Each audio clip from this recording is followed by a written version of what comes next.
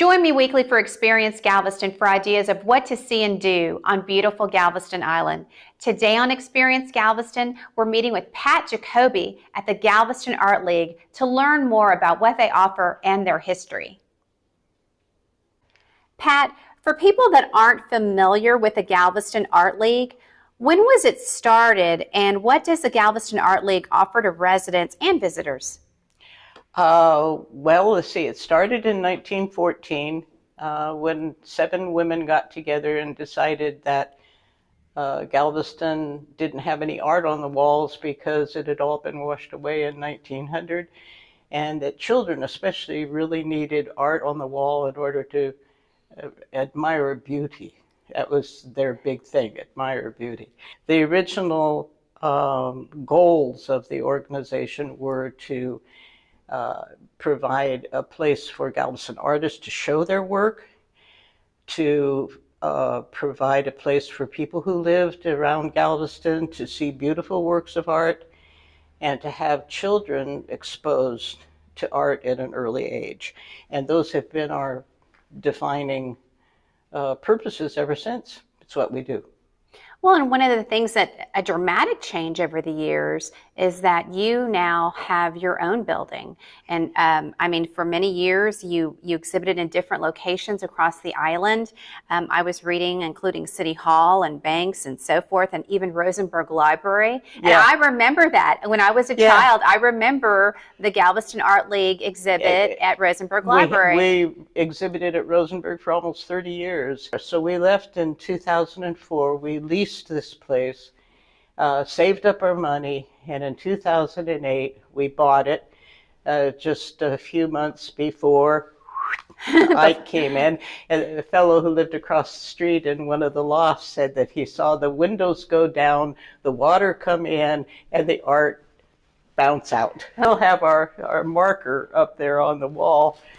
We got 10 foot of water in here. And in a way, that was a good thing because it meant that we were no longer tied to the old building that was here. We could make the changes as you needed. We could do it the way we wanted it. And then in 2017, we added the gallery next door. When it closed down, we knocked a hole in the wall and expanded into there. So. Well, and so for many people have probably walked past or come in during Art Walk, but what type of programs do you offer people, residents as well as visitors? Well, what we have at this time is a membership show, a nonprofit membership organization, and 9 shows out of the year are monthly membership shows. Membership is open to anyone over the age of 16. And it's very inexpensive. It's $40 a year. And a member can put in up to 3 works of art in a membership show for a whole month. And if they work like in a co-op, if they put in 6 hours worth of volunteer work over the course of a 2-month period of time, it only costs $35 to hang 3 pieces for a month. And then we have a children's jewelry show that's countywide, that the reception is held at the end of the Grand Kids Day. And then we have summer workshops for children that are a little less expensive than the other workshops that are around here.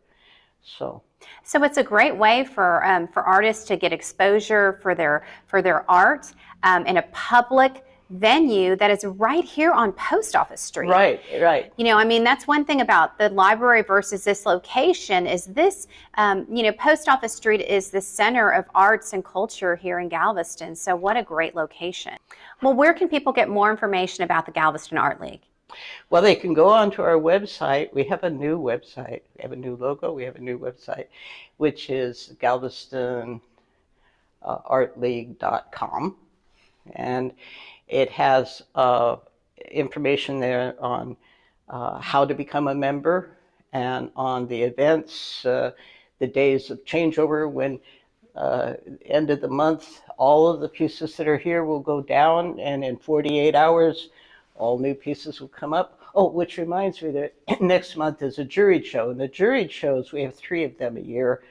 Well, thank you so much. It's such a history behind the Galveston Art League, and what a wonderful venue, and what a wonderful location. Oh yeah, and you don't have to be an artist to join. About a third of our members are art enthusiasts who never pick up a paintbrush in their life. So it's just their way of supporting the arts. It's their way of supporting the arts. Thank you for joining me for Experience Galveston. Remember to submit your ideas to I-45 Now and Galveston Now, and find us on Facebook, Instagram, and on YouTube.